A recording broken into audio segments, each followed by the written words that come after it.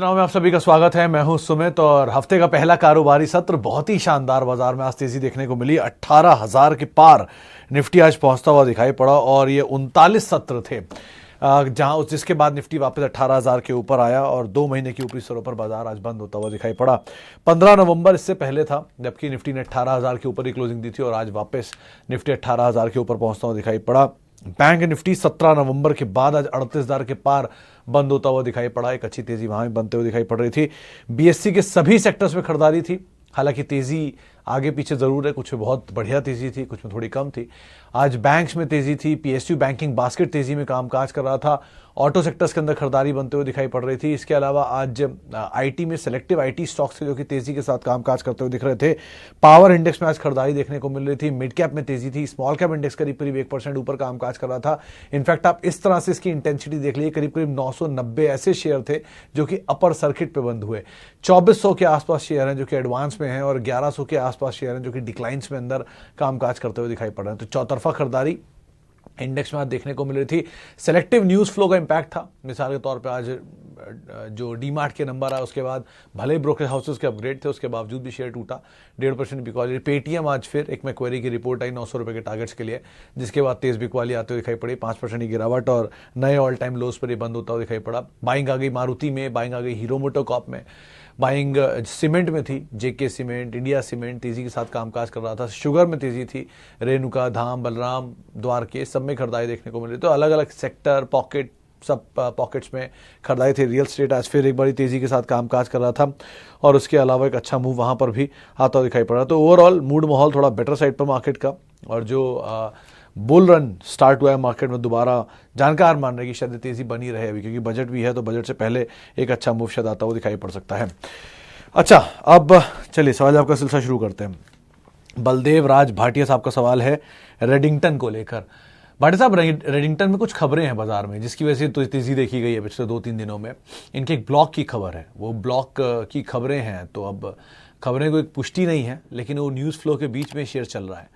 उस हिसाब से आप नजर रखिएगा। 2 से 3 दिनों या 4-5 दिन या हफ्ते भर की तेजी जो थी बहुत तेज थी, तो अब वो तेजी से पहले लेना चाहिए था अगर आपको सही लग रही थी ये कंपनी। तो अब इतनी बड़ी तेजी के बाद एंटर करने को मतलब नहीं। तो ब्लॉक को देख लीजिए, अगर होता है तो शायद नीचे के लेवल देखने को मिलेंगे।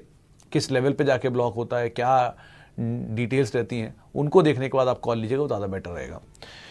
ओके, डिवी स्लैब और जुबिलेंट इनग्रेविया फॉर लॉन्ग टर्म। मधुर साहब, रोज जुबिलेंट इनग्रेविया एक ही भाव पे पड़ा रहता था, तब आपने कभी सवाल नहीं पूछा। आज इनग्रेविया 10% ऊपर चल गया तो आपको लग रहा है कि यहाँ पे लॉन्ग बन सकते हैं। खैर, तब भी और अब भी इनग्रेविया अच्छा स्टॉक है। तब भी मैंने ये कहा था और आज भी ये कहूँगा कि बढ़िया कंपनी, कोई दिक्कत नहीं है, भारतीय ग्रुप की कंपनी है और स्ट्रॉन्ग प्रोडक्ट प्रोफाइल्स को डील करती है। डिविस तो ऑब्वियसली निफ्टी का स्टॉक है। फार्मा का जोरदार तेजी दिखा भी चुका है। डिविस वैसे भी नई हाइस पर बनाने के बाद ईज आउट हुआ है। बेटर ये है कि डिविस को आप थोड़ा नीचे लें, क्योंकि इतनी बड़ी तेजी ऑलरेडी दिखाई है इसने। थोड़ा नीचे आना ज़्यादा बेटर है। और इनग्रेविया आज तो बहुत तेजी में था, अगर आप लेना चाह रहे तो आज मत लीजिएगा, कूल ऑफ होने दीजिए, वो ज़्यादा बेटर है। ओके, आगे बढ़ते हैं। और सीएट, एचयूएल, टीसीएस 15 से 20 साल के लिए। राजेश सर, आप खरीदारी तीनों में कर सकते हैं, ना सीएट में कोई प्रॉब्लम है, ना एचयूएल में, ना टीसीएस में। लेकिन 15 से 20 साल का मतलब 15 से 20 साल ही हो, 15 से 20 महीने और 1 से 1.5 से 2 साल ना हो जाए, इसका आप ध्यान रखिएगा। क्योंकि बहुत सारे सवाल हमें पब्लिक डोमेन पे मिलते हैं जहाँ पे उनका सवाल जो होता है, उनका नज़रिया तो लंबी अवधि का होता है, 20 साल के लिए एचयूएल, 10 साल के लिए टीसीएस, लेकिन सवाल 2 दिन बाद ही जब वो नीचे आता है तो पूछना शुरू कर देते हैं। तो आप इस चीज़ का ध्यान रखें। अगर आप बिलीव कर रहे हैं इस कंपनी पर 15 से 20 साल के लिए, तो बिलीव ही रखिएगा फिर 15 से 20 साल के लिए।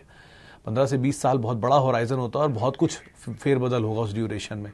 पिछले 15 से 20 साल में टीसीएस ने 2004 में 845 रुपये का इशू प्राइस था, जो एडजस्टमेंट के बाद आज 125 रुपये आपको दिखेगा। उस 845 के इशू प्राइस के बाद इन्होंने 3 बोनस और 2 स्प्लिट शायद दिए हैं, आई गेस। मतलब वो सब मिला के आप 125 रुपये इशू प्राइस मान लीजिए। वो 125 रुपये वाला टीसीएस आज आपके सामने 3800 रुपये का है। तो इतना बड़ा 2004 से लेके आज तक का जो नज़रिया टीसीएस ने तय किया, ये एक तरफा नहीं था। इसी में टीसीएस कई बार नीचे भी आया, कई बार ऊपर भी गया, कई बार नोटबंदी हुई, आईटी बूम, आईटी बर्स्ट, 2008 की मंदी, 2007 की तेज़ी, ये सब कुछ देखा है। तो ऐसे बहुत कुछ होगा, उन सब से ना घबराएं, तो आप ज़रूर 15 से 20 साल के लिए बने रह सकते, कोई दिक्कत नहीं है। But having said that, numbers को आप ज़रूर मॉनिटर करते रहिएगा। अच्छा जी, शिवम मिश्रा साहब आ गए हमारे पुराने। DMart 13 share eight 1900 and view on Paytm. Mishra साहब 13 शेयर 1900 तो आपके खोने के लिए तो कुछ है ही नहीं, ऑलरेडी 3 गुना है आपके भाव से, तो क्यों बेचेंगे, पड़े रहने दीजिए, कुछ ले तो रहे नहीं आपका। बहुत डर लग रहा है आपको तो आप ये कर सकते हैं कि इसका 1/3 हिस्सा बेच दीजिए, बाकी के सारे शेयर फ्री के हो गए आपके, वो भी पड़े रहने दीजिए, कोई दिक्कत नहीं उसमें भी। क्योंकि एफ में है नहीं तो शॉर्ट तो हो नहीं सकता, कैश के शेयर छूटेंगे नहीं, 75% प्रमोटर होल्डिंग है, तो बचे वो फंड्स बेचेंगे, थोड़े बहुत बिकवाली हुई तो कोई दिक्कत नहीं है, इतना तो मैनेजेबल है जब तक एफ में नहीं आ रहा। महंगा है, इसमें कोई दो राय नहीं है, लेकिन कंसिस्टेंट है, इसमें भी कोई दो राय नहीं, डिविडेंड मिलता नहीं है तो आप आराम से बैठे रहिए इसके अंदर।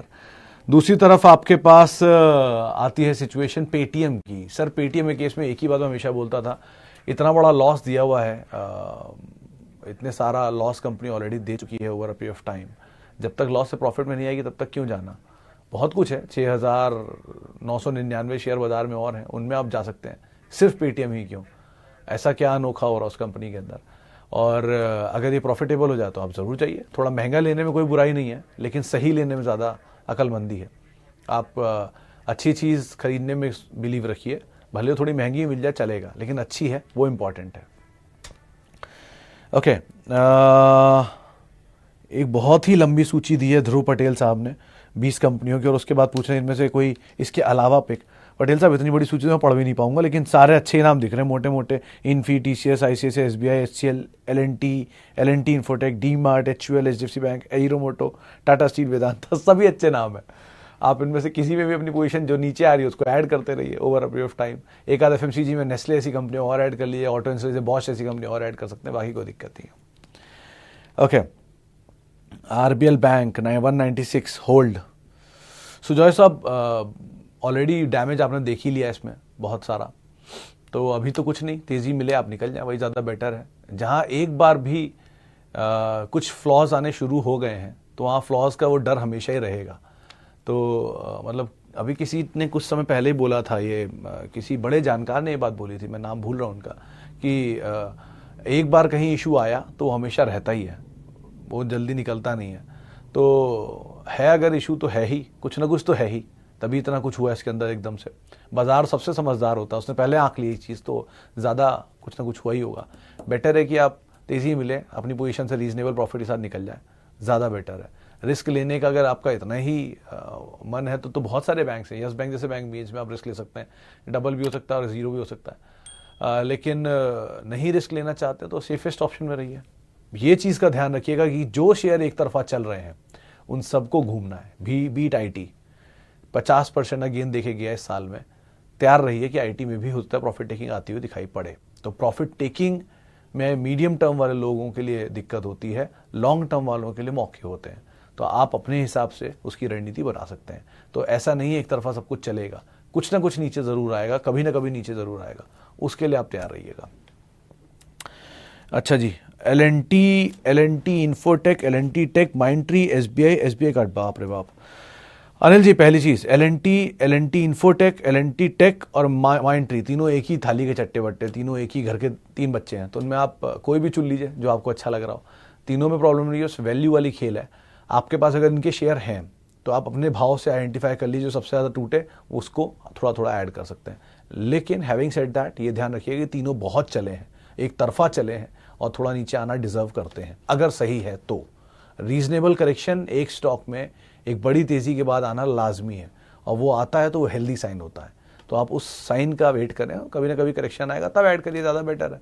और एसबीआई कार्ड में ऑब्वियसली ज़्यादा पेरेंट के साथ जाएंगे ना, आप एसबीआई कार्ड के साथ क्यों जाएंगे, जब आपको एसबीआई मिल रहा है तो एसबीआई ले लीजिए, ज़्यादा बेटर है। उसका सारा स्टेक तो एसबीआई में ही जाकर मर्ज होना एंड ऑफ द डे, वो ज़्यादा बेटर नहीं है।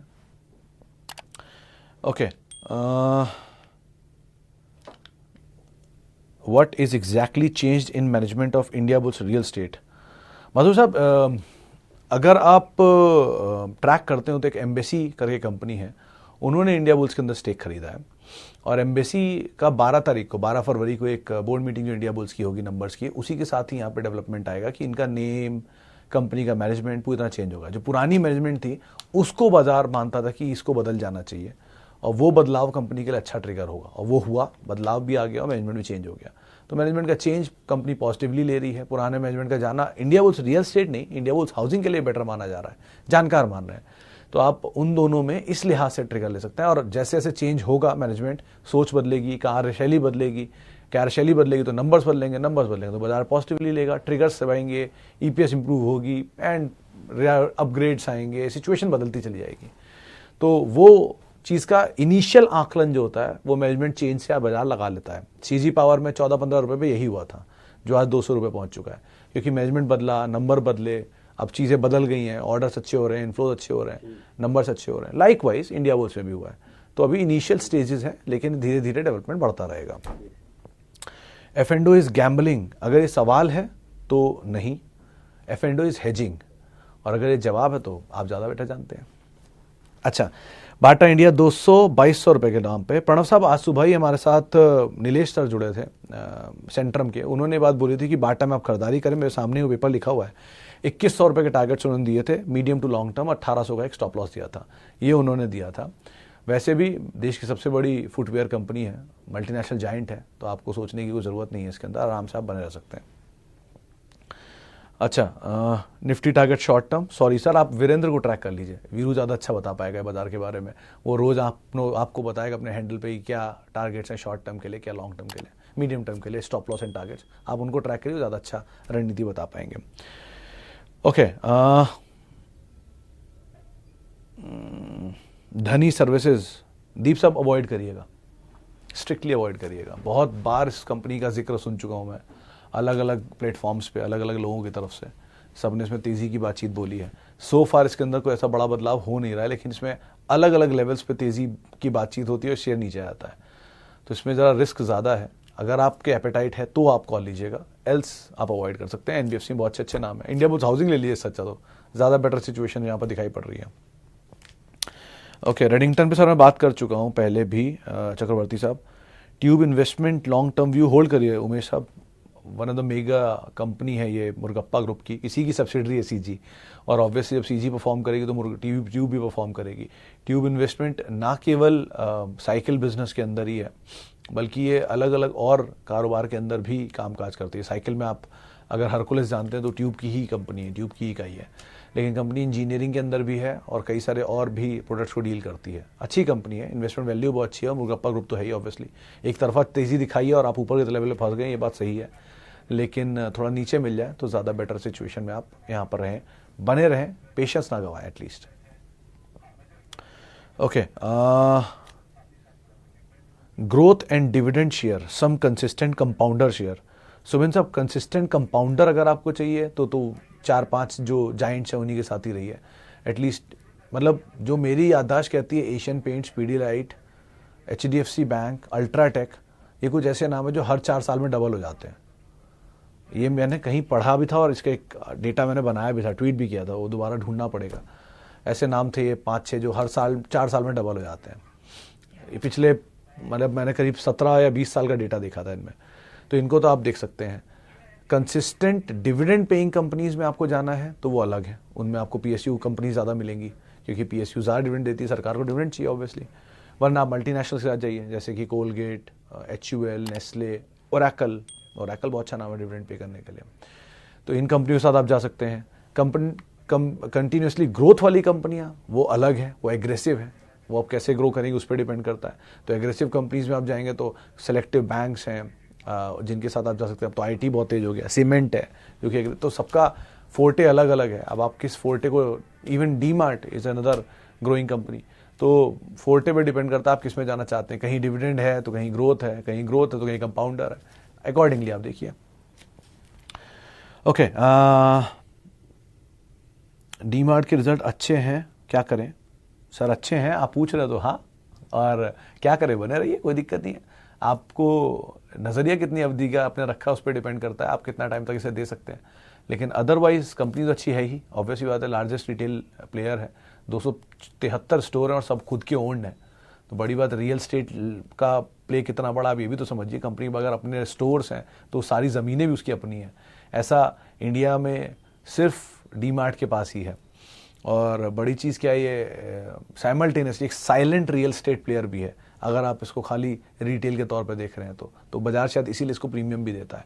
एनीवेज, तो आप बने रहिए, जब तक एफ&ओ में नहीं है तब तक तो बिकवाली का खतरा कम ही है इसमें, अनटिल अनलेस कुछ बड़ी न्यूज़, कोई ओएफएस या कुछ ऐसा आ जाए।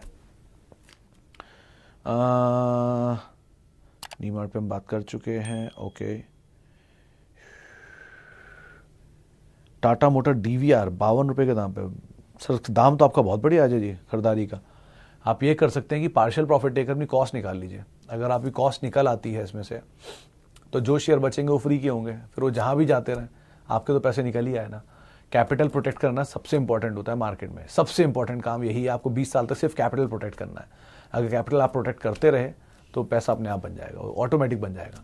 तो कैपिटल प्रोटेक्ट करिए, वो ज़्यादा बेटर है। बाकी के शेयर में आप ये भी कर सकते हैं कि 4000 शेयर बेच दिए, चलिए 1000 शेयर छोड़ दीजिए फ्री के, वो शेयर भी आपके अब कहीं भी जाएँ, वो 200 हो जाए, 500 हो जाए, 1000 हो जाए, वापस 10 हो जाए, फ्री के ही तो है।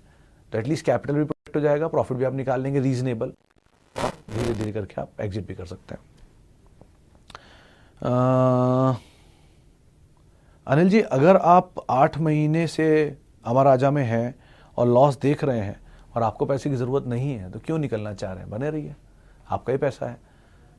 कंपनी ख़राब नहीं है, वो थोड़ा प्लांट को लेकर प्रॉब्लम चल रहा है इनका दक्षिण भारत में, वो अप्रूवल आ जाएगा तो ठीक हो जाएगा सब सिचुएशन।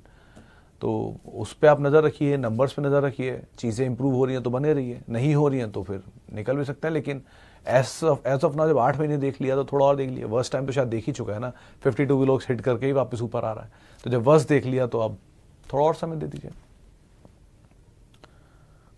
मेरा कितने साल का एक्सपीरियंस है मार्केट में सर? मतलब टीसीएस का आईपीओ मेरे सामने आया था तो आप अंदाजा लगा लिए, Maruti, TCS, NTPC, ICICI, OFS, ये सब मेरे सामने ही थे। तो लगा लीजिए 2002-3 से होगा रफली। ओके, चले फिलहाल अब इतने ही सवालों को मैं शामिल कर पाऊंगा। माफ़ी उन सभी लोगों से जिनसे हम बातचीत नहीं कर पाए। बहुत बहुत शुक्रिया उन सभी लोगों का जिन्होंने हमसे सवाल पूछे। और आप मेरे साथ जुड़ सकते हैं कल फिर इसी समय पर, यहीं पर ही। और तब तक के लिए @सुमित रिसर्च मेरा ट्विटर हैंडल है। तेज़ी में है बाजार, स्टॉप लॉस लगा के स्ट्रिक्टली तब आप मार्केट में ट्रेड करिएगा एटलीस्ट, और कैपिटल प्रोटेक्ट करिए, सबसे बड़ी चीज़ है।